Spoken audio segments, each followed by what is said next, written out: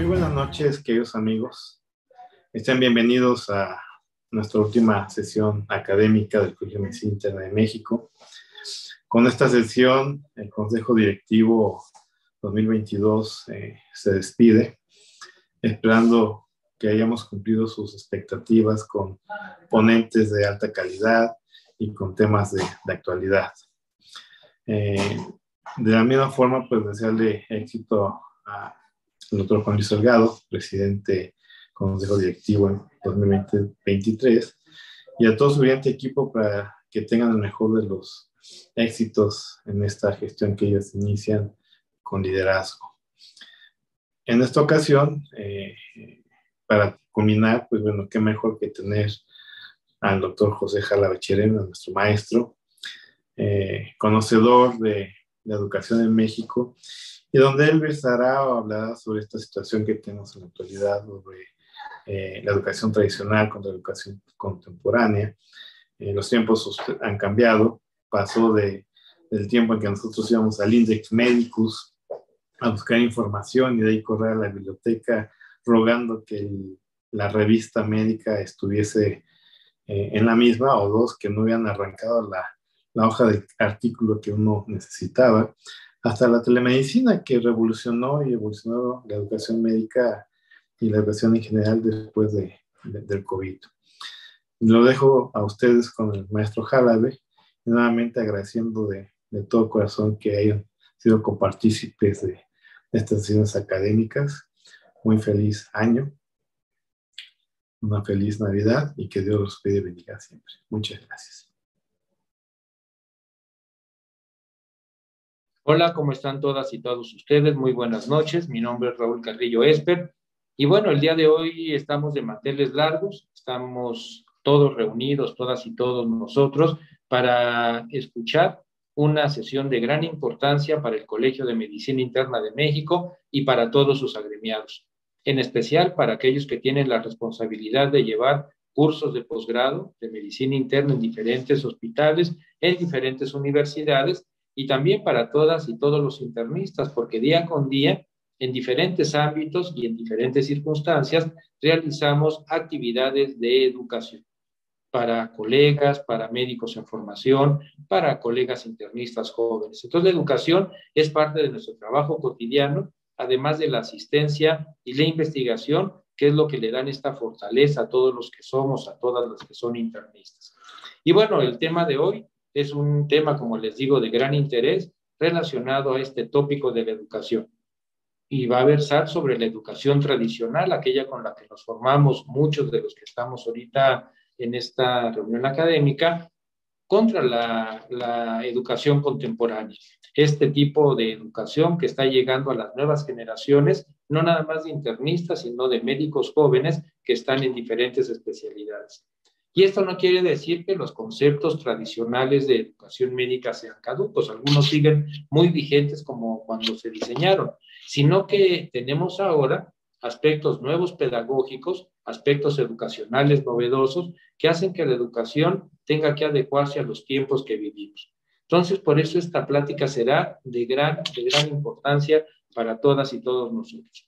Y qué mejor que esta charla, que es de gran trascendencia, sea impartida por un gran experto en el tema que no necesita mucha presentación porque es conocido por todas y todos nosotros. Y bueno, me refiero al doctor José Jala Cherem, el doctor Jala Cherem, distinguido internista mexicano, expresidente del Colegio de Medicina Interna de México, siempre muy activo en los aspectos educacionales relacionados a la formación de médicos y a programas de actualización médica continua, que tiene un buen número de reconocimientos tanto a nivel nacional como internacional, y bueno, uno de los grandes reconocimientos por sus capacidades y trayectorias que ha tenido el doctor Jalabe son precisamente la presidencia de la Academia Nacional de Medicina de México.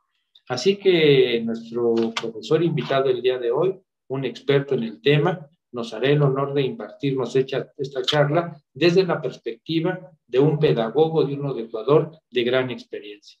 Así que me congratulo de estar en esta sesión compartiendo con todas y todos nosotros También va a estar en esta sesión el doctor Rubén Antonio Gómez Mendoza. El doctor Rubén Antonio Gómez Mendoza, como es de su conocimiento, acaba de dar el relevo de la presidencia del Colegio de Medicina Interna de México al doctor Juan Luis Salgado, grandes amigos ambas mesas directivas también con una gran relación de amistad. Y bueno, todos vamos a estar en esta reunión ávidos de conocimiento y de actualizarnos en el tópico de la educación. Ya sin más preámbulo, le doy la palabra al doctor José Jalabe Cherén para que nos dirija las palabras en relación a este evento educacional de educación médica continua del Colegio de Medicina Interna de México, no sin antes comentarles, como es ya costumbre, que al final de la charla estará la sesión de preguntas y comentarios. Nos acompañará el doctor José Jalabe, así que, bueno, tenemos a un experto para que lo aprovechen y todas las dudas, preguntas y comentarios se los hagan llegar. Doctor Jalabe, buenas noches, bienvenido. Muy buenas noches, le agradezco al Colegio de Medicina Interna de México, Asociación Civil, la oportunidad de poder participar en esta sesión mensual sobre las residencias médicas en la era de los millennials, muy especialmente a la mesa directiva, al consejo directivo del Colegio de Medicina Interna. Gracias. Como sabemos, los millennials ocurre de la A a la Z.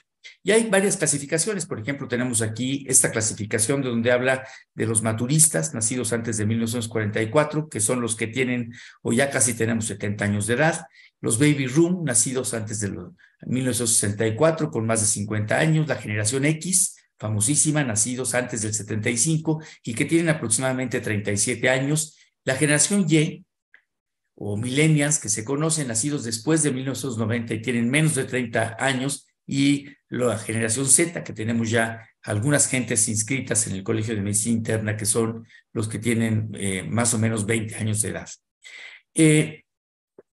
¿Qué son los Y de los 84 a los 2000? Tienen algunas características. Por ejemplo, tienen un optimismo superficial, lo que da autoconfianza. Existe en ellos un entorno de crecimiento y prosperidad hasta las crisis del 2008. Su prioridad va a ser la sinceridad con uno mismo y el trabajo en equipo. No trabajan ellos solos, son rebeldes ante las imposiciones y, por supuesto, tienen un desencanto ante lo institucional. Proceden de familias no tradicionales o tribus urbanas. ¿Cuáles son las transformaciones en la educación médica en todos estos años? Bueno, nosotros conocemos desde el reporte de Flexer en 1910, el aprendizaje basado en los problemas en el 68 y el enfoque educativo basado en competencias del 94 a la fecha. Y así tenemos que parte de los enfoques pedagógicos son desde la psicología científica, el conductismo, el cognitivismo y el constructivismo. Y de acuerdo a cada uno de estos tres parámetros, el aprendizaje en el primero implica un cambio en la conducta observable en relación a que existe en una respuesta ante un estímulo que la provoca. Generalmente se presenta en una aula tipo auditorio, hay un instructor y el estudiante es pasivo, receptor. Repite, observa y memoriza. En la segunda, el cognitivismo, la construcción del conocimiento supone varias acciones complejas como almacenar, reconocer, comprender, organizar, utilizar información. Generalmente el espacio es un ambiente simulado, el grupo es cooperativo, igual que el primero, el docente es un modelador y el proceso es activo, procesador, asociación por descubrimiento significativo. Y en el más importante, que es este último, el conocimiento se construye a partir de las maneras de ser, de pensar e interpretar la información en ambientes reales, es colaborativo. El estudiante, el residente de menor jerarquía o el de mayor jerarquía puede en un momento determinado aportar más que el propio facilitador o entrenador. Él es activo, constructor, experiencial, reflexivo e interpretativo. En realidad, la educación médica en la actualidad está basada, por un lado, en evidencias, por otro lado, en competencias y por otro lado, en simulación. Y no hay una frontera entre estas tres y se reflejan las mismas tres. Se toman decisiones con el fundamento de análisis del entorno, las realidades, las prácticas y las experiencias educativas, y existe un proceso sistemático de reflexión y documentación sobre las estrategias, metodologías y recursos pedagógicos.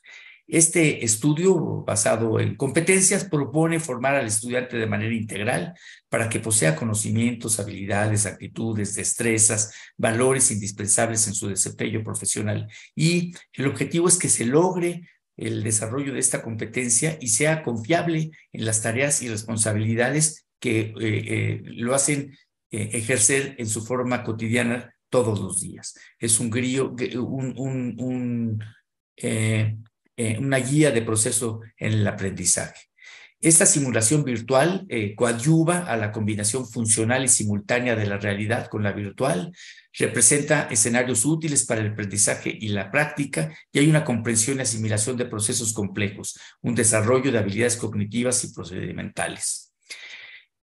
Podemos tener esta educación médica, la podemos dividir en macro, meso y micro. El macro es el desarrollo sustentable, la movilidad, intercambio, la globalización, las nuevas tecnologías, todo lo que ocurre a nuestro alrededor. El meso es la flexibilidad curricular de la que vamos a hablar ahora, el enfoque sociocultural, conectivismo, el emprendimiento, la educación interpersonal, y por supuesto el micro son los cambios en relación docente-estudiante, que es también de lo que vamos a hablar ahora. Hay un desarrollo sustentable que busca incorporar en las estructuras curriculares, en la enseñanza y en los enfoques del aprendizaje, una visión de sustentabilidad. Y la globalización es muy importante hoy en día en nuestro proceso. Forma a las nuevas generaciones de médicos para hacer frente a un mundo globalizado, promueve la movilidad estudiantil y el intercambio de recursos humanos en salud, y tenemos que hacerlo, una globalización internacional, una globalización nacional, viendo en función prácticamente en la medicina y en las residencias a un fortalecimiento tomando en cuenta a las residencias que tienen algunas debilidades y otras que tienen más fortalezas, y hacer un intercambio de unas residencias compartidas. Las nuevas tecnologías en medicina van cambiando constantemente, el conocimiento científico y tecnológico cambia permanentemente y ayudan a fortalecer el trabajo en equipo y el aprendizaje a lo largo de la vida. Lo más importante es qué aprender, cómo aprender y cómo aplicarlo. Y bueno, la flexibilidad curricular de la que les decía, hay un desarrollo de sistemas modulares en los planes de estudio interdisciplinarios, la construcción, integración, aplicación del conocimiento, investigación para la solución de necesidades, y sobre todo, lo más importante es que tenemos que promover el aprendizaje autodirigido y el trabajo en pequeños grupos, y de tal manera que de esta manera podemos integrar enfoques socioculturales que incluyan métodos realistas y etnográficos en la evaluación de las competencias. En el conectivismo que les platicaba, las conexiones y las conectividades dentro de las redes conducen al aprendizaje, y tenemos que estar en todo prácticamente, tenemos que conectarnos con diferentes instituciones de salud, con diferentes profesores, con diferentes tendencias, con diferentes formas de buscar los artículos en medicina, con diferentes maneras de interpretar los artículos, con diferentes maneras de interpretar los estudios de los pacientes, etcétera, etcétera.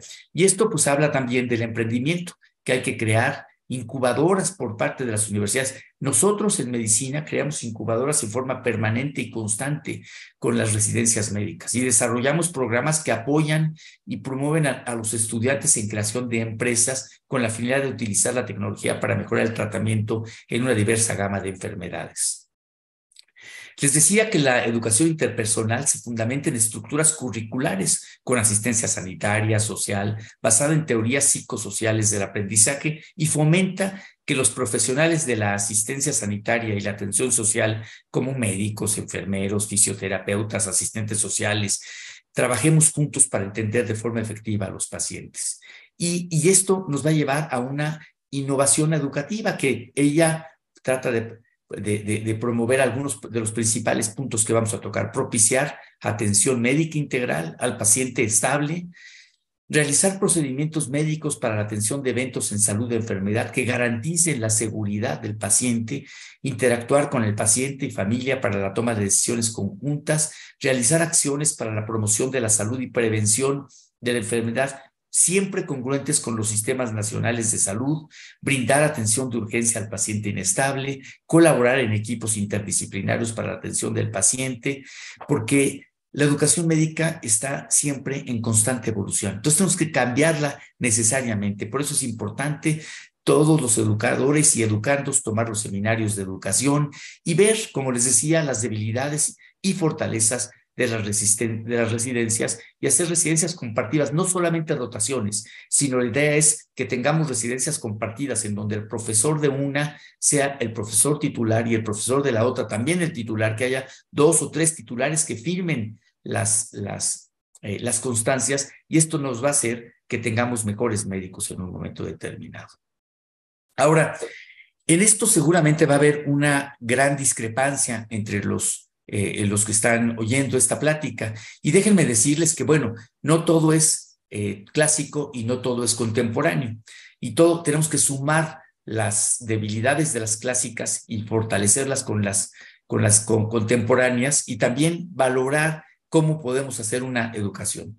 Déjenme decirle que en la educación clásica teníamos clases nosotros. Hoy en día, en la educación contemporánea, preferimos, obviamente, las sesiones. En la educación clásica existe la puntualidad y eso es lo más importante, que llegue uno puntual. Sin embargo, en la contemporánea puede haber cierta elasticidad. Si uno llega 10 minutos tarde a la sesión, podemos decirle, ¿sabes qué? Si es esporádico, si esta elasticidad es constante, pues claro que no funciona de esta manera. Pero si llega 10 minutos tarde porque el metro se atoró, porque se paró un poco tarde, porque se quedó dormido 10 minutos, si no es constante, tenemos a la hora de que llegue repetirle cómo vamos, porque el objetivo es que el alumno aprenda. En la clásica siempre se cumplía el programa, y aquí también, desde mi punto de vista, debe existir cierta flexibilidad.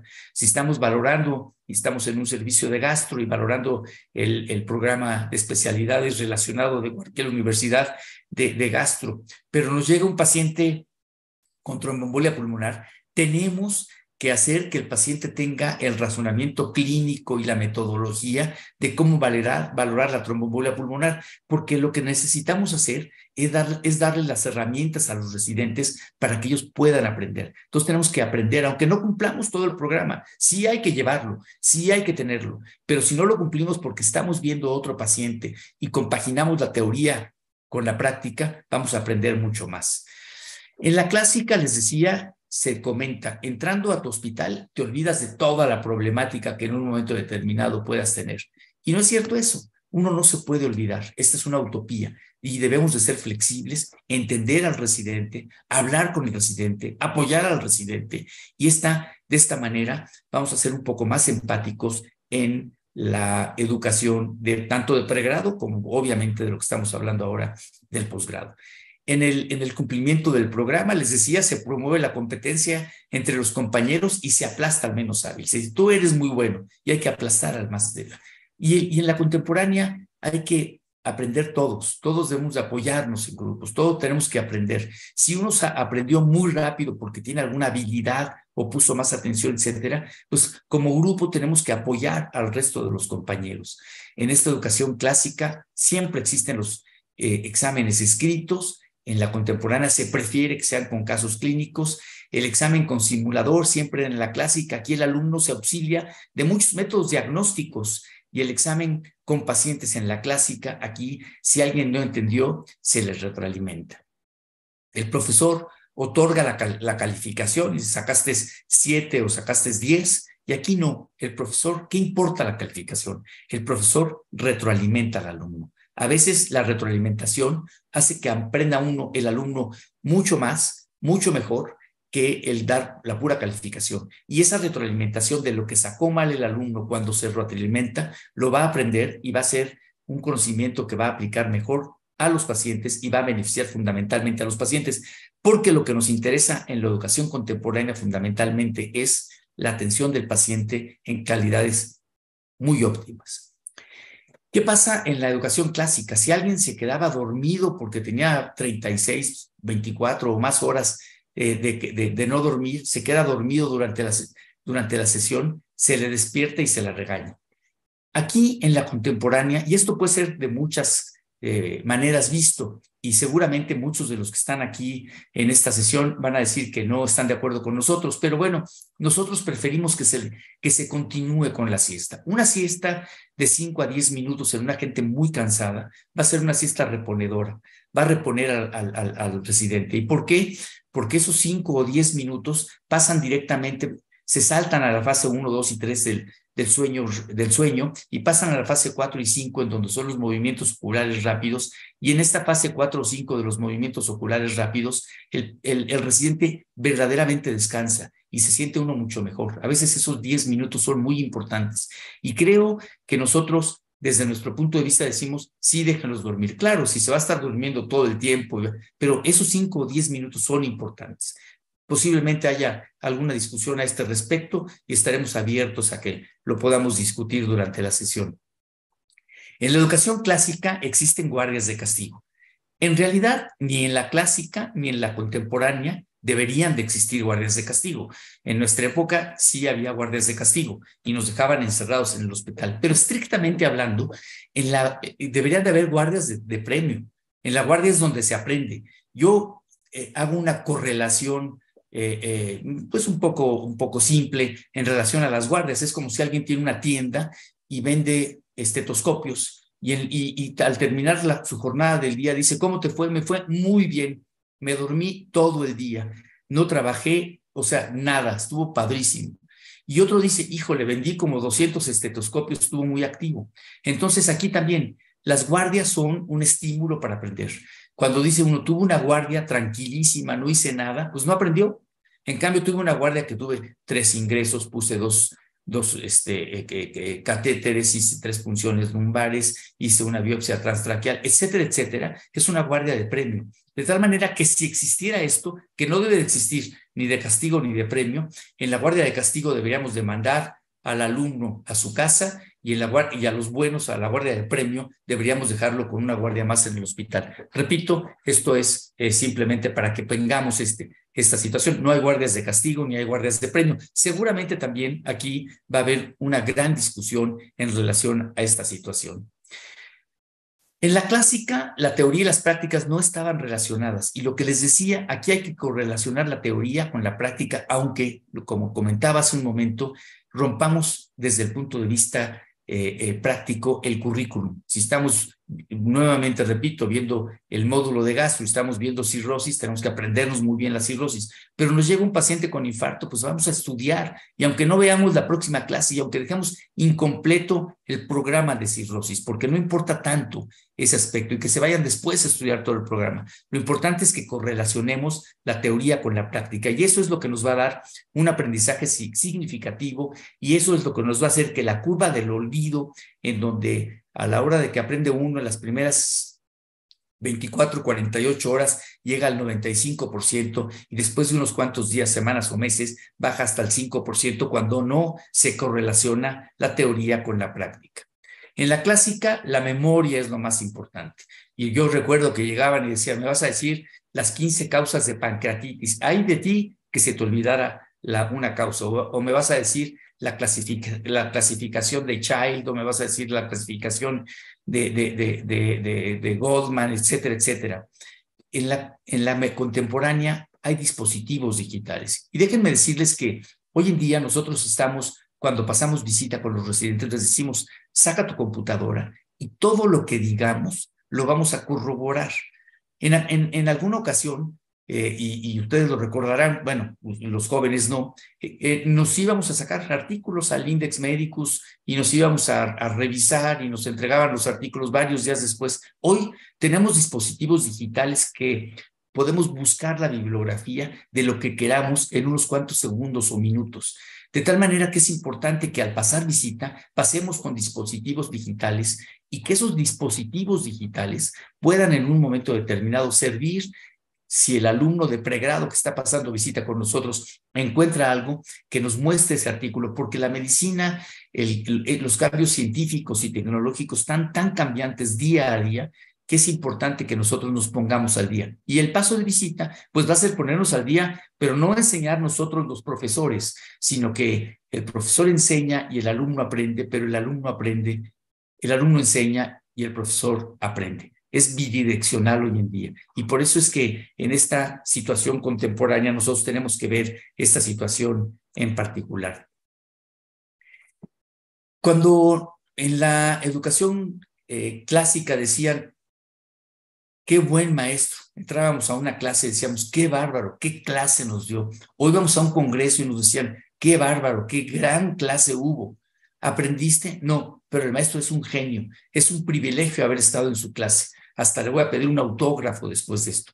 Y eso no es el objetivo hoy en día. El objetivo hoy en día es que el alumno aprenda, aunque lo repitamos, aunque estemos. Por eso les decía, si llega 10 minutos tarde, repitamos nuevamente el concepto al alumno, porque nuestro objetivo es que aprendan y no que enseñemos. Porque el aprendizaje es lo más importante, es el objetivo más importante en la enseñanza. Y si nosotros tenemos esta posibilidad de enseñar, si nosotros tenemos esta posibilidad de que el alumno aprenda, si nosotros tenemos esa posibilidad de que cambiemos nuestros paradigmas y también sigamos aprendiendo, esto va a hacer que reditúe en una mayor seguridad en el manejo de prácticamente todos los pacientes. Y como lo decía Sir William Osler, siempre hay que relacionar la teoría con la práctica.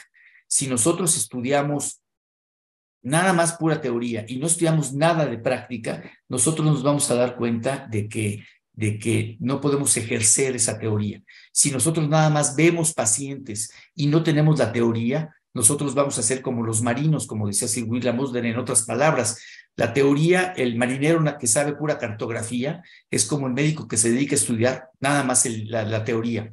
Y el marinero que sale a la mar sin conocer la cartografía es como el médico que atiende a los pacientes sin estudiar la teoría. Tenemos que compaginar la teoría con la práctica para que seamos unos muy buenos clínicos y para que redundemos en el beneficio prácticamente de nuestros pacientes. Por eso, varias organizaciones como las Naciones Unidas, la Organización Mundial de la Salud, las Secretarías de Salud con todas sus el Seguro Social, el ISSSTE, etcétera, etcétera, la OPS, están vinculadas con la Facultad de Medicina y nos van a dar muchas alertas mundiales epidemiológicas que tenemos que tener en cuenta para que nosotros manejemos mejor a nuestros pacientes. Y con esta diapositiva termino y se abre la discusión que es inútil para quien no sabe el conocimiento. Entonces tenemos que aplicar el conocimiento de una manera útil. Tenemos que saber y tenemos que valorar y tenemos que hacer algunos cambios. Y repito, no es una situación radical en la que en un momento determinado esta situación radical va a dar pie a que nosotros cambiemos completamente, pero sí tenemos que ir valorando. Nosotros en nuestro paso de visita hacemos que el paciente salga con su computadora.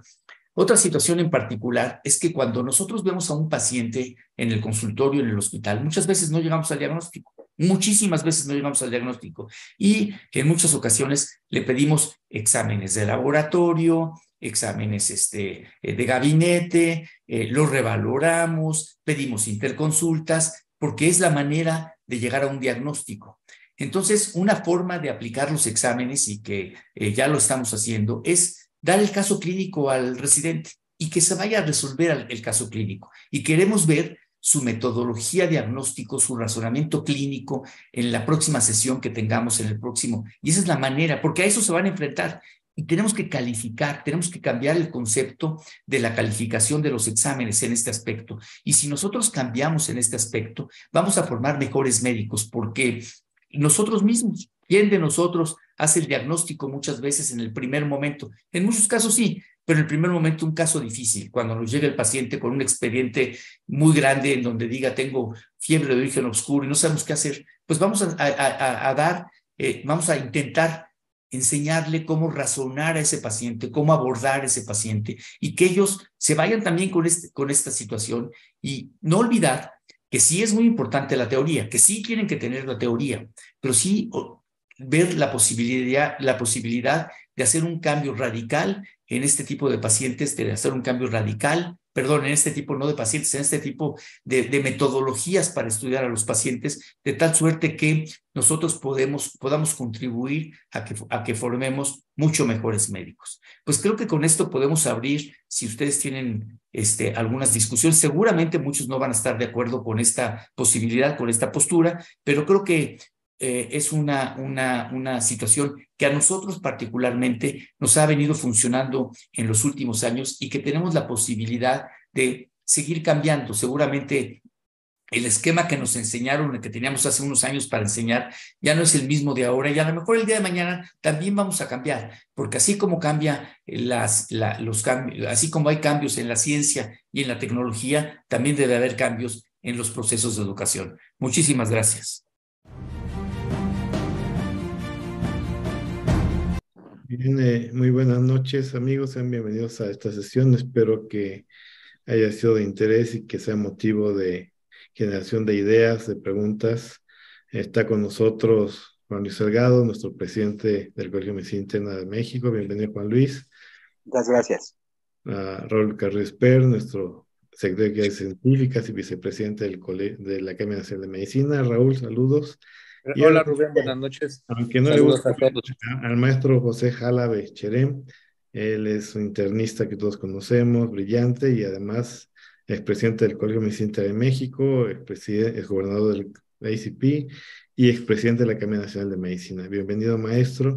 Y pues Raúl, generando las preguntas, estamos atentos a lo que nos comentes de la sesión del doctor Jalabe. Y ahorita, Rubén, precisamente estoy esperando que me llegue el chat de las preguntas. ¿No te ha llegado alguna a ti por ahí, en lo que me llegan aquí al chat? Sí, bueno, el doctor Isauro Ramos, maestro Jalabe, nos refiere que si usted cree que la educación cambia la forma, que si la educación cambia la forma de enseñar, si se modifica, se juzga un diferente médico, ¿cómo propondría usted un cambio en la certificación médica? Bueno, probablemente mucha gente o muchos de los oyentes que participaron esta noche no estén de acuerdo con algunos de los cuestionamientos que pusimos aquí en la mesa. Y bueno, como todos sabemos, los cambios científicos y tecnológicos en medicina son cambiantes. Lo que estudiamos cuando éramos alumnos o residentes hace algunos años ya no es válido prácticamente para lo de hoy, y seguramente lo que estamos aprendiendo hoy no será válido para dentro de algunos años. Y esto mismo sucede con los procesos educativos, y seguramente los procedimientos educativos son muy diferentes. Yo recuerdo, y muchos de nosotros recordamos, que cuando pasábamos la visita no se nos permitía, por ejemplo, abrir un libro o no había computadoras en aquella época, o abrir o estar revisando algo, y tenía que ser la memoria exclusivamente. Y si veíamos un caso de pancreatitis, el médico tratante nos decía, dime las 15 causas de pancreatitis, y te las tenías que saber de memoria. Y si faltaba una de las causas de pancreatitis, pues te ponían una cara así como de, ¿cómo es posible que no lo sepas? Y hoy en día, la memoria pasa a ser, desde mi punto de vista, una situación secundaria. Es más importante probablemente saber utilizar como parte de un razonamiento clínico las técnicas para llegar a un diagnóstico con la propia computadora. Como yo lo comento en parte de la plática, hoy como pasamos visita, es que cuando nosotros vemos, y ahorita voy concretamente, Rubén, a esta pregunta de la certificación, cuando nosotros vemos a un paciente ahora, en lugar, nos presentan al paciente, comentamos el paciente, tenemos que estudiar, tenemos que saber muy bien, pero le decimos a los residentes con la computadora abierta, a ver, busca. Y hoy en día se pueden buscar todas las conexiones que existen para llegar a un diagnóstico y para tener un mejor razonamiento clínico. Y existen en forma muy, muy simple y muy sencilla. En alguna época, nosotros, ustedes recordarán también, existían, seguramente la gente más joven que está aquí con nosotros no los conoce, los índices médicos para poder llegar a buscar. Y había varias posibilidades. Tú llegabas al índice médico si buscabas diabetes, y bueno, había miles de citas de diabetes. llegabas a buscar el artículo y había muchas posibilidades.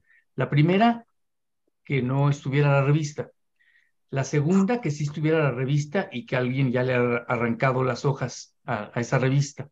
Y la tercera, que sí estaba el artículo, pero que no correspondía a lo que tú estabas buscando específicamente de la diabetes. Y hoy, con la tecnología actual, podemos buscar específicamente si queremos un diabético que sea alérgico a la metformina y que tenga insuficiencia cardíaca y que, en fin, podemos buscar todo y podemos llegar a un mejor diagnóstico y a una mejor terapéutica. Déjenme decirles que cuando uno vea, de ahí voy a partir a lo que preguntaba Rubén, cuando uno ve a un paciente, muchas veces no hace el diagnóstico en ese momento. Uno ve al paciente, le solicita muchas veces exámenes de laboratorio, exámenes de rutina, pide alguna interconsulta, lo ve de alguna manera.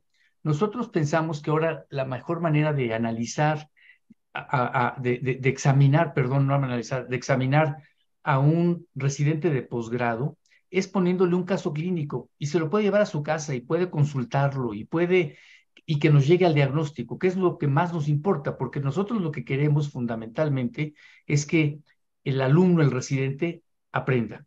Y la mejor manera de aprender es teniendo la vivencia de estar manejando a un paciente. Y esto a veces no en el propio momento. Claro, lo puede resolver en el mero momento y decir, es un paciente que tiene tal patología y debe de resolverse con esta situación. Pero lo que nosotros debemos hoy en día enseñar a los pacientes, a los residentes, a los médicos de formación, es justamente la metodología de cómo abordarlos, porque va cambiando totalmente esta situación. Y la mejor metodología de cómo abordarlo es, claro, tiene uno que estudiar y tiene que ser uno experto, no puede ser inexperto. Y es darles estos casos clínicos. Y a la larga, ese va a ser el mejor examen. Nosotros ya estamos pidiéndoles, al paso de visita lo hacemos abiertamente con la computadora y donde a veces el alumno de pregrado o el residente de menor jerarquía puede llegar más fácilmente al diagnóstico con ese razonamiento. Y hablo mucho de la palabra razonamiento, que es lo que estamos ahora tratando de hacer un razonamiento exhaustivo y llegar a un diagnóstico. Por supuesto que se tiene que volver experto y por supuesto que tiene que estudiar muy bien toda esa patología para que se vuelva experto. Entonces, es una manera. Claro que esto no excluye todo el conocimiento que viene, de bagaje de conocimiento que viene atrás. Y por eso también los exámenes hoy en día de los consejos, es muy difícil hacerlos de esta manera abiertamente con los residentes, pero se hacen básicamente con casos clínicos, hasta donde yo sé. No he participado hace muchos años en la elaboración de los exámenes del consejo, pero se hacen con casos clínicos fundamentalmente, más que con el conocimiento de alguna fórmula. Antes teníamos que sabernos todas las fórmulas de memoria. Hoy no es necesario sabernos las fórmulas porque las encontramos en cualquier aplicación, en nuestro teléfono celular, en cualquier momentito, encontramos la fórmula, llenamos los datos y hasta nos sale rápidamente esta situación. Y no solamente para todos estos procesos del diagnóstico, sino incluso para fines estadísticos, etcétera, etcétera. Entonces creo que desde mi punto de vista, sí, estos cambios científicos y tecnológicos también están en un cambio constante y creo que tenemos que estar cambiando en forma permanente en este aspecto, Rubén. Muchas gracias, Pepe. Raúl. Gracias, Rubén. Bueno, hay muchas felicitaciones en el chat, Pepe Jala, de veras un buen número felicitando tu plática. Y bueno, dos preguntas que se conjuntan y que son interesantes en relación a lo que comentaste en tu charla. Uno, ¿qué piensas tú del papel de la exploración física? Porque también quien comenta esto dice que, bueno, se aplica mucho en la visita a los medios electrónicos y demás, pero como que la exploración ha quedado también a un lado. No, y yendo de la mano de esto, ¿qué piensas tú de las TICs, de estas tecnologías de la información, como parte del bagaje de conocimiento que tiene que tener el residente en formación para mejorar su conocimiento y competencias? Las dos son muy importantes. Es decir, una buena historia clínica no va a sustituir nada y nunca va a sustituir a lo que implica una buena atención médica. Y la historia clínica obviamente incluye, entre otras cosas, interrogatorio, entre otras cosas, la exploración física. Es muy importante y la mayor parte o en la mayor parte de las ocasiones, hacemos los diagnósticos con una muy buena historia clínica y con un razonamiento exhaustivo, en donde nos peguemos al enfermo. Y esto no excluye que tengamos las TICs y todas estas técnicas modernas para buscar toda la información y para que coadyuve en un momento determinado a un mejor diagnóstico. Pero la historia clínica, desde mi punto de vista, es insustituible.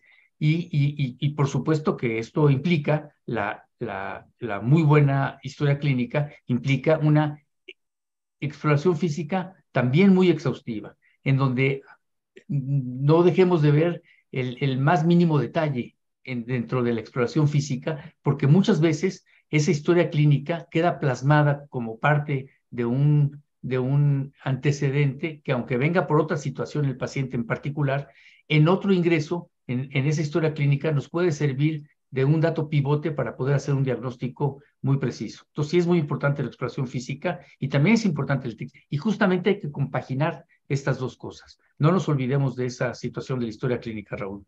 Muy bien, gracias, Pepe. Rubén. Muy bien, Juan Luis, ¿alguna pregunta, mi querido Juan Luis? Sí, claro. Algunos comentarios que también están siendo bastante recurrentes entre la audiencia tienden a plantear una sustitución de la experiencia del médico por la experiencia computacional. ¿A qué me refiero? Al hecho de que probablemente los maestros, como es tu caso, y el de muchos de nuestros maestros, ya los juicios se están planteando como que no son tan respetados, porque cuando tienes un aparatito en la mano, pues entonces de repente empiezas a pues criticar la experiencia del médico. Entonces, ¿qué tan bueno es favorecer la falta, y aquí lo plantean así, de respeto a la experiencia del médico? No, ¿Sí? la experiencia es muy importante. Y doctor Salgado, Juan Luis, es muy importante lo que comentan. La experiencia sí es importante, pero para que haya un aprendizaje significativo, para que hoy en día exista esta posibilidad de un aprendizaje significativo, implica que se compagine la teoría con la práctica. Y eso es lo que va a dar el verdadero aprendizaje significativo, y eso es lo que nos va dando la experiencia. Si tú ves a un paciente y no estudias la patología de ese paciente, es como decía Sir William Osler, si un marinero sale a la mar, y lo comento por ahí si sale a la mar nada más sin ver las cartografías, es como un médico que va a ver pacientes sin estudiar. Y si un médico se dedica a estudiar exclusivamente y no ve pacientes, es como un médico que tampoco que no ve pacientes, es como el marinero que nada más se dedica a la cartografía y no sabe ni nadar. Entonces sí es importante todo esto, y la experiencia es importante. Lo que aquí creo que es importante también es que tenemos que cambiar ese paradigma de que nosotros somos los que tenemos la última palabra. Y en el aprendizaje médico de hoy en día, la última palabra la puede tener el alumno de pregrado que vio alguna situación y que nos hace entender. Y esto nos hace que tengamos una continuidad de nuestro propio aprendizaje. Lo que más nos importa hoy en día es que el alumno aprenda, pero en este proceso de cambio continuo del conocimiento, el alumno aprende y el alumno enseña, y el profesor aprende y el profesor enseña. ¿Y cuántas veces no, cuando estamos pasando visita a Raúl, Rubén, José, Juan Luis, cuántas veces no aprendemos muchas otras cosas cuando estamos viendo a un paciente y nos llega el residente con un artículo nuevo, etcétera, etcétera, y que cambia nuestro parecer. Cuando estudiamos medicina nosotros, hablábamos de los anticuerpos monoclonales como parte de diagnósticos y tratamientos que hoy en día son muy importantes y han modificado la historia natural de muchas enfermedades.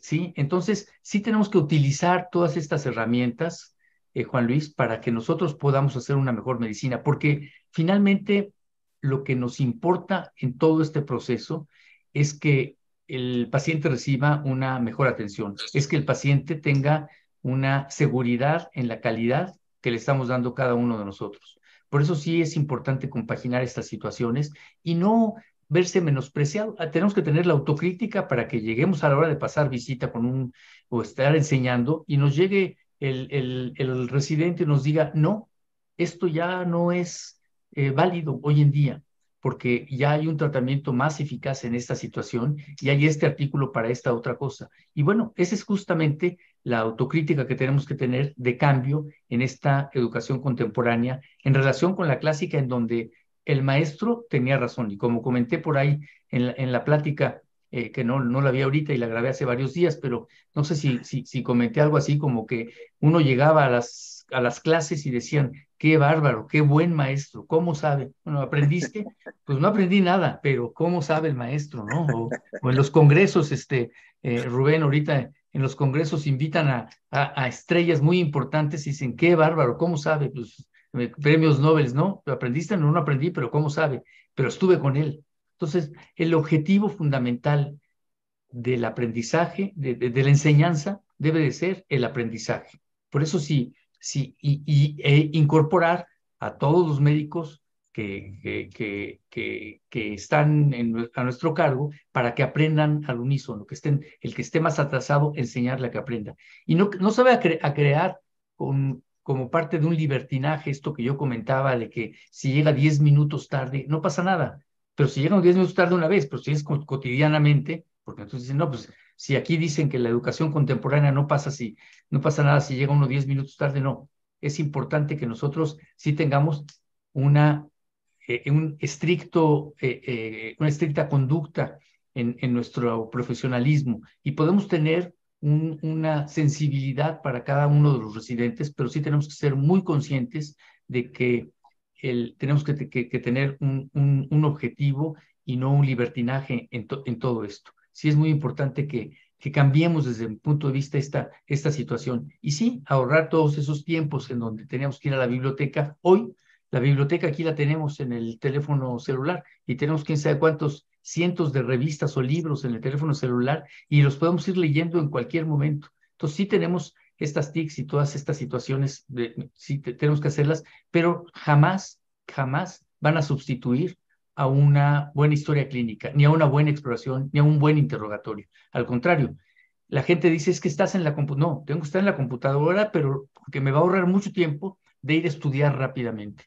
Yo recuerdo, y Raúl, a lo mejor algún día lo comenté, antes cuando llegaba un paciente con, por ejemplo, con un absceso hepático amibiano, llegaba un paciente y no se acordaba uno la dosis de metronidazol, había 3 posibilidades.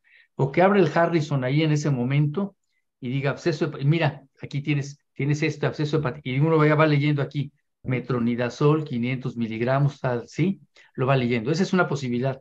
La otra es que digas, un momentito, voy a lavarme las manos, te metas al baño y abras tu Harrison y veas absceso hepático amibiano, metronidazol.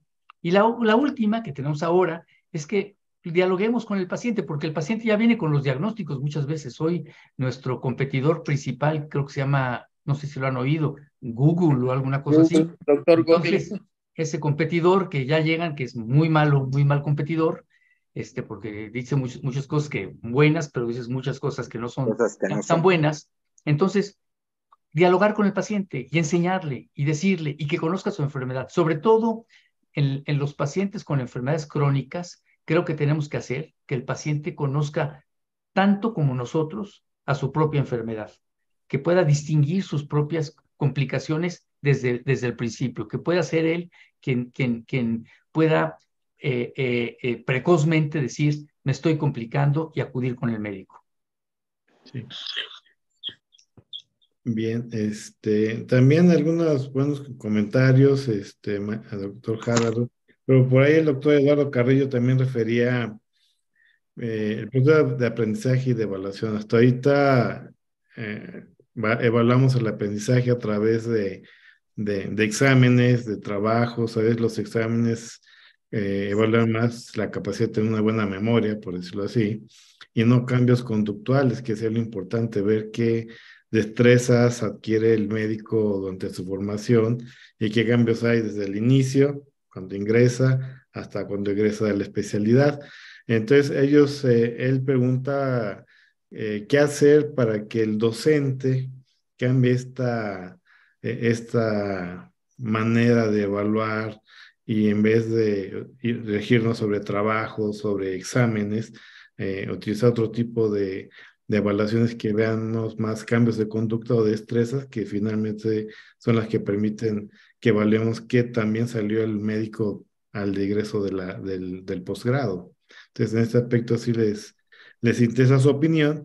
Y también la doctora Cristina Guerrero de Monterrey, pues ella básicamente lo que nos comenta es cómo estandarizar para que no haya ese maltrato que muchas veces sucede del R superior al R inferior, donde la instrucción es más una orden de obediencia que una indicación inteligente, ¿no? Entonces también me gustaría escuchar sus comentarios y su expertise sobre estos temas. Sí, bueno, ahorita justamente hace unos días participamos en una mesa ahí que nos invitó Rubén y Raúl ahí a Mérida, y participó Eduardo Carrillo, que es el que pregunta de ahí, del Instituto Nacional de la Nutrición, a quien saludo, y sí, ahí se llegaron a varias conclusiones, y la mejor manera es pues teniendo este tipo de sesiones.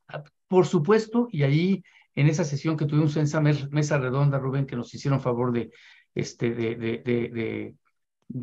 invitar ahí en Mérida, en donde participaron gentes de diferentes instituciones, entre ellos el doctor Carrillo Maravilla del Instituto Nacional de la Nutrición. Se llegaron a varias conclusiones y hubo muchas discrepancias, y hubo gente que no le gusta esta situación. Hubo gente que decía, ¿por qué? Mi concepto es no guardias de castigo, no deben de haber guardias de castigo, eso la norma lo impide, las guardias, pero si hubiera guardias de castigo, y lo comento yo en la plática, el residente debería de irse a dormir a su casa, porque esa es una guardia de castigo, no está aprendiendo, si es que las hubiera. Y si hubiera guardias de premio, ojalá que vengan y tienes 4 guardias a la semana de premio, porque vas a aprender más. Es lo que sí, tenemos que cambiar todo este concepto desde mi punto de vista. Y esa parte de la enseñanza, pues se puede hacer aquí en este tipo de sesiones, en el simposium que tuvimos en Mérida, o en esta plática que nos hicieron favor de invitar desde hace ya varios meses, y que ya teníamos aquí previamente grabada, pero justamente es eso lo que nosotros pensamos, que son en este tipo de situaciones, y predicar con el ejemplo en estos aspectos. Y si predicamos con el ejemplo en estos aspectos, porque yo, y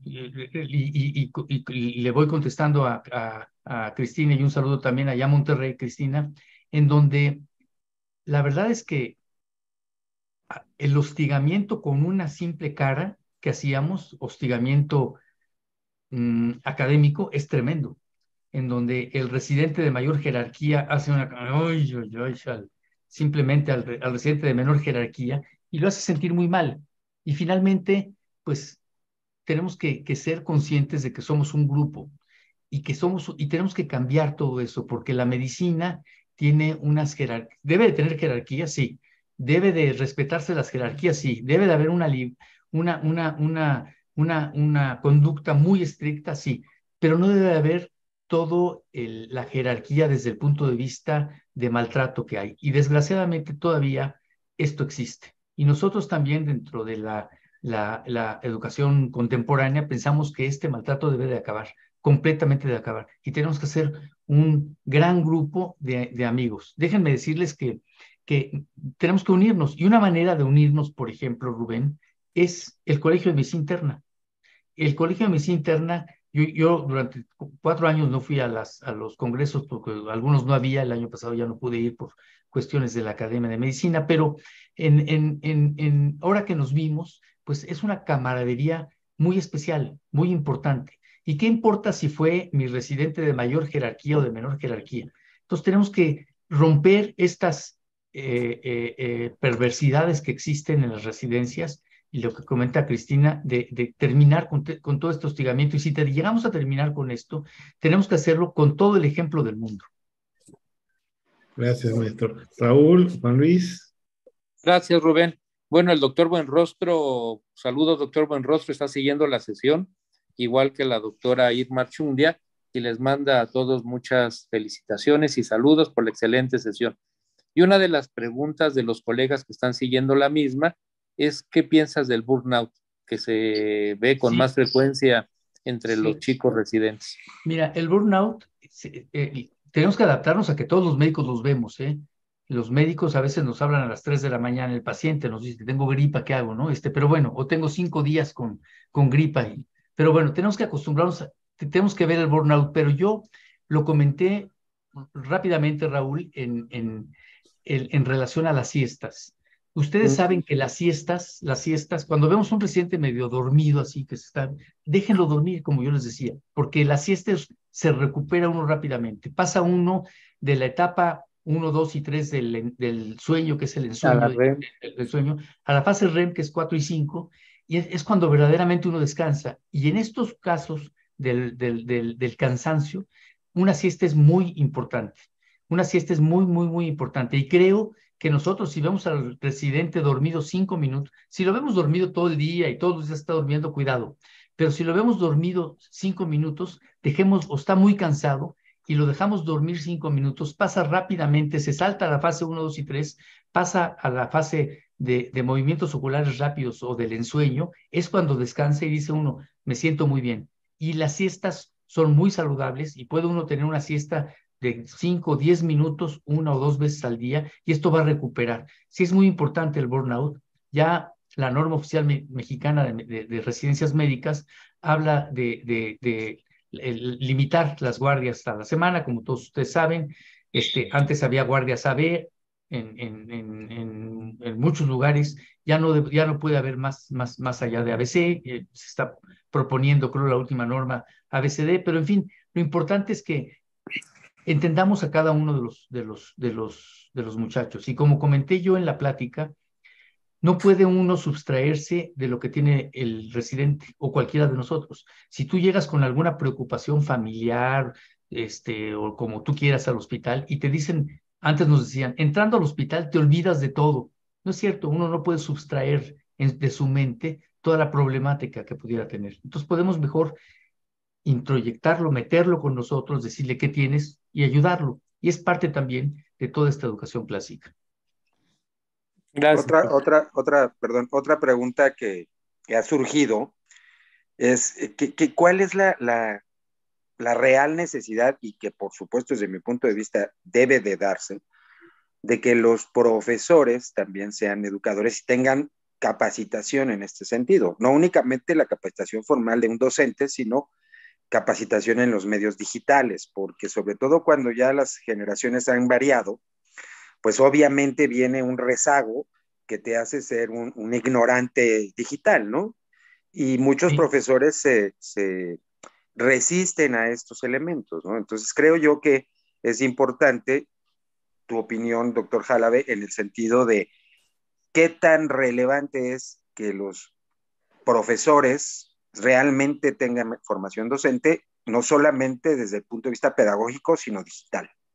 100%, 100%, porque somos unos analfabetas y son instrumentos que tenemos que utilizar en beneficio de nuestro paciente. Por supuesto que en beneficio, y los tenemos que saber utilizar y aprender. El problema es que, no el problema, las situaciones que yo les comentaba también hace un momento, la medicina está en constante cambio. El manejo o la historia natural de una enfermedad que conocíamos hace 10 años es totalmente diferente a la de ahorita y va a ser diferente a la de poco tiempo. Y aprendemos muchas cosas. Ahorita en la pandemia, pues aprendimos de este nuevo virus, etcétera, etcétera, y hicimos rápidamente evolucionamos, ¿sí? Se hizo una vacuna, tiene 30 años haciéndose la vacuna de la lepra, por ejemplo, y tiene, en fin, de muchas otras enfermedades, y aquí se hizo una vacuna en unos cuantos meses o en menos de un año, de tal manera que sí es importante todos estos cambios, y sí tenemos que estar sujetos a estos cambios, y tenemos que adaptarnos también. Yo creo que sí tenemos que, esta situación del Zoom, por ejemplo, yo hace 3 años no sabía lo que era el Zoom, sinceramente hablando, o sea, no sabía lo que era y esto es parte en un momento determinado de poder transmitir el conocimiento, y parte también de este conocimiento es que podamos valorar una integración de diferentes hospitales y podamos estar con diferentes hospitales a la vez y podamos presentar casos clínicos con diferentes hospitales. Y si tenemos un ponente extraordinario en un hospital o tenemos debilidades en un hospital y fortalezas en otro hospital, esta técnica digital nos puede ayudar muchísimo para no estar transportándonos y no estar viviendo con pérdidas de muchos tiempos. Entonces, sí tenemos que adaptarnos, sí tenemos que digitalizarnos, sí tenemos que conocer todo esto, no tan expertos como ellos. A mí se me traba mi teléfono celular de repente y, híjole, le estoy buscando y llega mi hijo y me lo quita exactamente en 3 segundos, me lo destraba y le digo, ¿qué hiciste? Me dice, ya lo hice. No me quiere Lo explicar. prendí, lo apagué. Pues no sé qué hizo, pero bueno, en fin, pero sí tenemos que adaptarnos. Ellos nacieron, las generaciones milenias, nacieron con el chip diferente a los que, a nosotros. Entonces sí es importante que se vea esta situación. Y sí creo, Juan Luis, repito, sí creo definitivamente, como tú bien también lo dijiste, que sí tenemos que aprender, así como aprendemos estos cambios científicos y tenemos que aprender estos cambios tecnológicos, que también es parte de toda esta nueva era. Muchas gracias.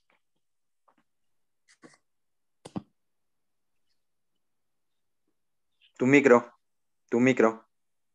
Siguen las felicitaciones, tenemos 715 internistas conectados en este momento a través de internet y aparte de Facebook, pues bueno, tenemos médicos conectados de Colombia, de Venezuela, de Perú, de Ecuador, que están viendo esta sesión.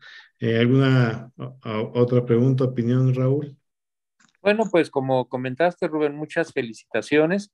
Y el doctor Buenrostro también hace un comentario interesante, que se tiene que mantener el equilibrio entre lo bueno de la educación tradicional con la novedad tecnológica de las nuevas herramientas que hay educativas, ¿no? Entonces, mantener ese balance. Completamente de acuerdo con mi amigo, el doctor Buenrostro, completamente de acuerdo con él. No podemos decir esto es negro y esto es blanco, no. Tenemos que seguir, y dentro de la tradicional tenemos que estudiar muchísimo y tenemos que seguir estudiando todos los días. Así es, de Mi acuerdo. idea es que estudiemos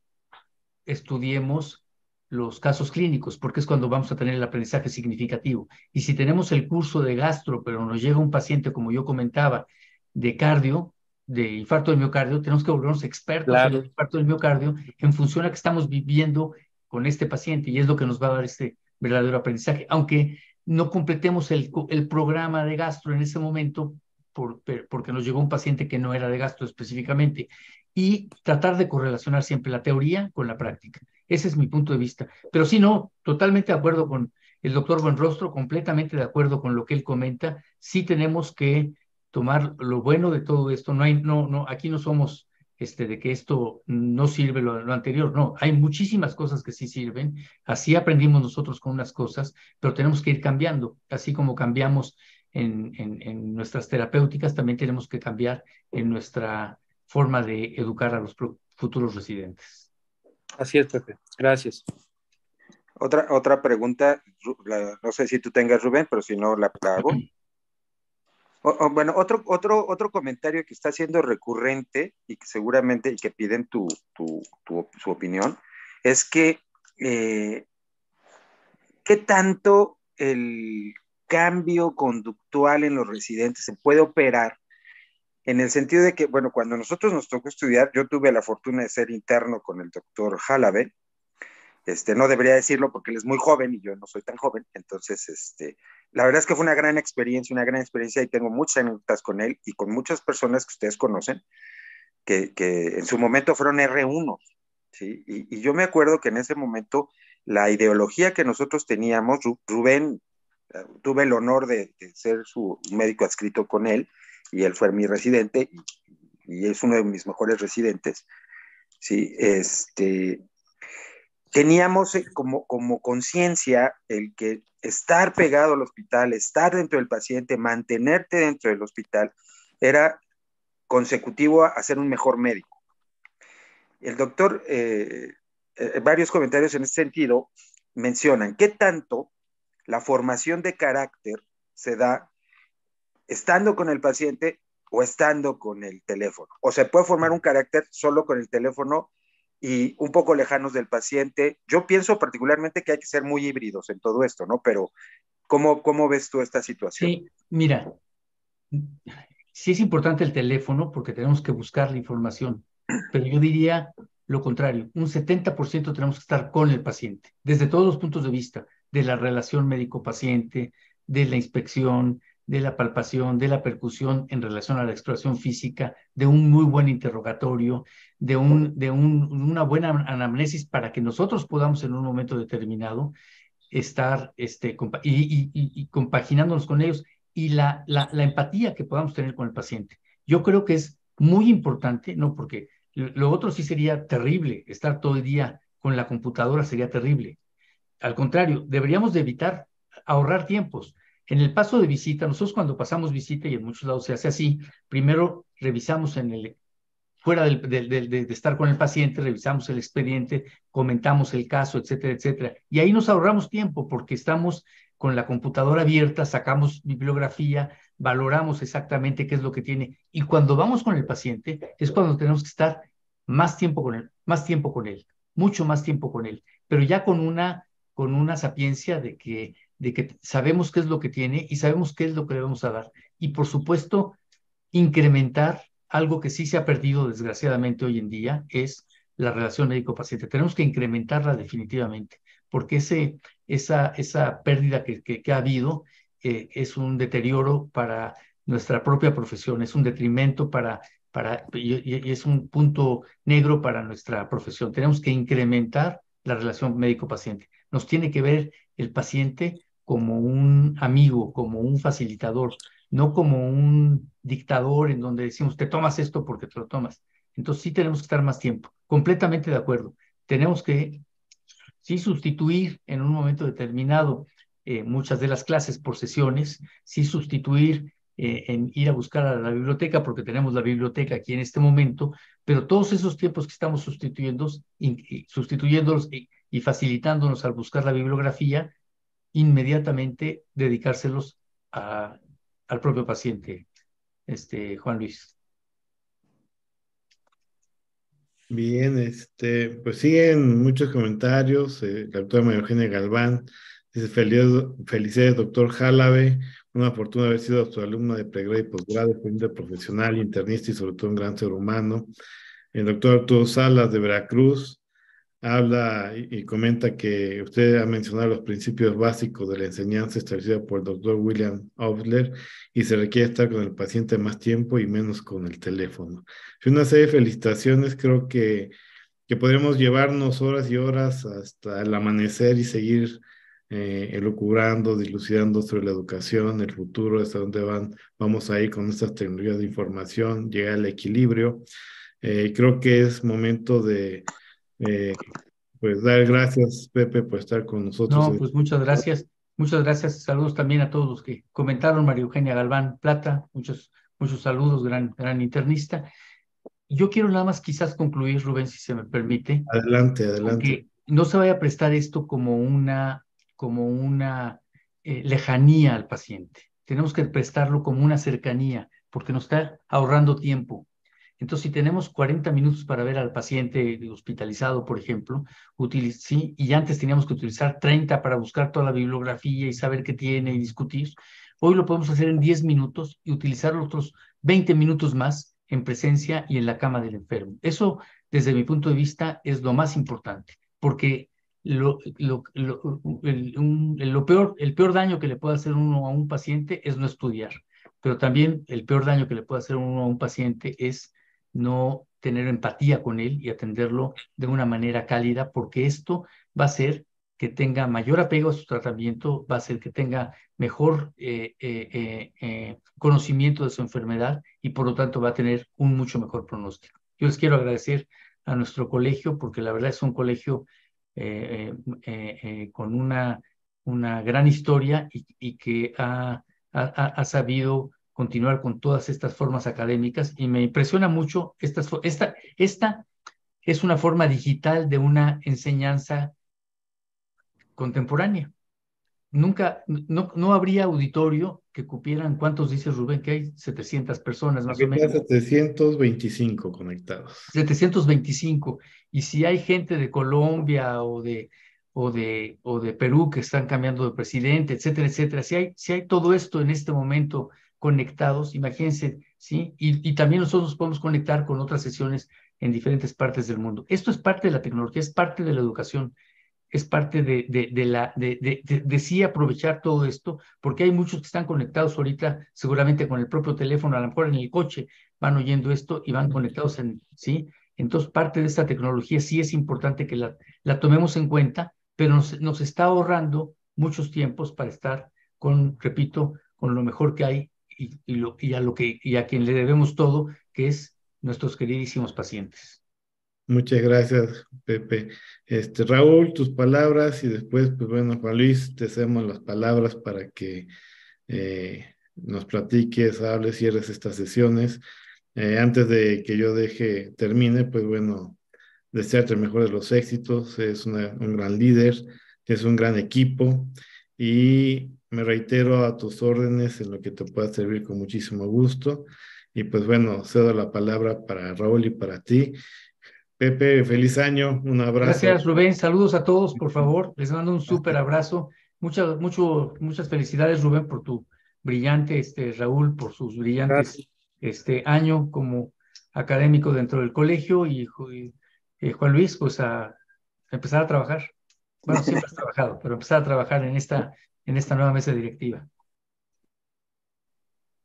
Bueno, pues muchas gracias, Rubén, Pepe, una excelente charla. Y bueno, agradecerte por las palabras que nos diste, por esta excelente sesión y agradecer a todos los colegas que, como todas las sesiones que tuvimos este año, se conectaron cotidianamente, cada semana, o sea, de manera incansable para actualizar sus conocimientos.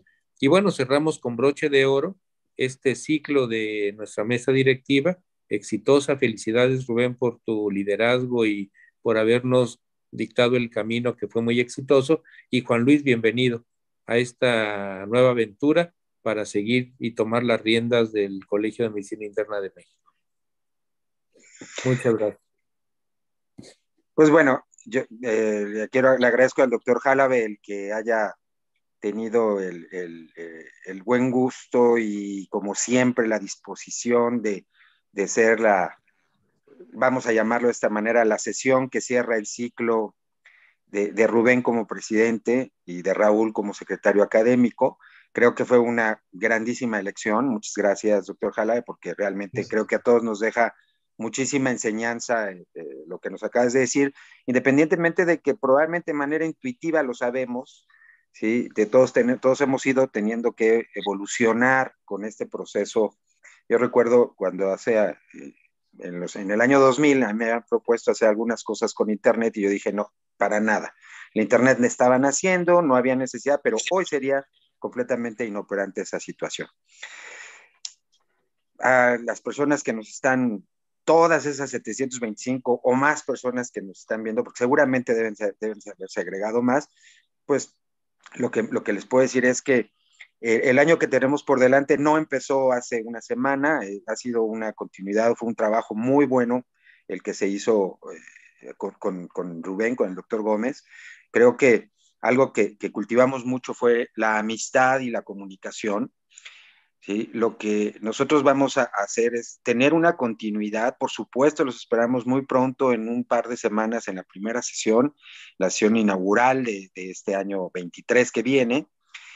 Rubén, te agradezco de veras todo lo que se hizo, todas las líneas, muchas de ellas las vamos a seguir y por supuesto tendremos muchas innovaciones, sí, que no quiero decir no vamos a descubrir el hilo negro, pero sí vamos a tratar de que todavía las cosas sean mejores, como lo dije hace unos días. De verdad les agradezco, les recuerdo, el Colegio de Medicina Interna no es el comité directivo, no es el presidente, el Colegio de Medicina Interna somos todos. Es muy importante tener esta unión que están viendo ustedes, esta continuidad, y que así fue planeado tanto por Rubén como por un servidor, el que los dos estuviéramos en esta sesión, él para, pues de alguna manera, cederme los datos y yo para poder hablar con ustedes y decirles que estamos muy comprometidos con el Colegio de Medicina Interna, estamos muy comprometidos con los internistas y que vamos a dar lo mejor que tenemos. Por supuesto que sigo contando con el doctor Jalabe, con el doctor Gómez y con toda la mesa directiva y con todos y cada uno de los internistas. Esta es una labor mucho mejor si estamos todos juntos. Si vamos en ese sentido, ya empezamos a trabajar, ya tenemos un contacto muy directo con las filiales, ya estamos viendo cómo vamos a hacer para atraer nuevamente a todos esos internistas. Y por favor, si ustedes pueden hablar con los internistas y decir que el Colegio de Medicina Interna sigue aquí, sigue para ellos, y que lo que queremos es volverlos a tener en casa, y que volvamos a generar esa alma mater independientemente de dónde nos formamos. Esa alma mater que debe ser el Colegio de Medicina Interna de México, siempre serán bienvenidos. Estamos preparando muchos nuevos proyectos, están convidados, ¿sí? Todos tenemos capacidades. Ahora hay muchos chats alternos al Colegio de Medicina Interna que funcionan de manera espléndida. Y por supuesto, aquí estamos para apoyar todo lo que podamos apoyar. Les agradezco mucho haber estado con nosotros. Rubén, lo mejor, como siempre. Muchas felicidades por este gran éxito. Una felicitación, porque tal vez no lo sepan todos, pero él ahora va a tomar en breve las riendas del American College of Physicians como gobernador electo y después como gobernador. El doctor Carrillo va a sustituir al doctor Jalabe en breve, ahora es el vicepresidente de la Academia Nacional de Medicina. Y bueno, seguramente el doctor Jalabe tendrá otros miles de encargos porque él siempre ha sido una persona muy activa y que nos ha marcado los caminos. Les agradezco muchísimo el haber estado con nosotros y nos veremos muy pronto. Cuídense, sean felices a todos. Para todos. Un abrazo a todos nuestros hermanos internistas. Hasta luego a todos. Que tengan muy buena noche. Hasta luego, Pepe, Juan Luis, Rubén, descansen. Y a todos los que nos siguieron por las redes, doctor Buenrostro, Irma, colegas, hasta luego. Saludos a todos en Latinoamérica también. Gracias por estar con nosotros. Saludos. Hasta luego. Y qué bueno que lo mencionas. Gracias a Irma, a Rosalía y a toda esa mesa directiva que junto con Rubén hicieron que todas estas cosas sigan funcionando. Haremos lo mejor para que ustedes se sientan también orgullosos de nuestro trabajo, como nosotros nos sentimos del de ustedes. Gracias, Juan Luis. Hasta luego. Que tengan buena noche. Rubén, Pepe, buenas noches a todos, a todos a sus Luisito, casas. Hasta luego, Cuídense. doctor Pedraza. Hasta luego. Buenas noches. Buenas noches. Bye. Nos vemos.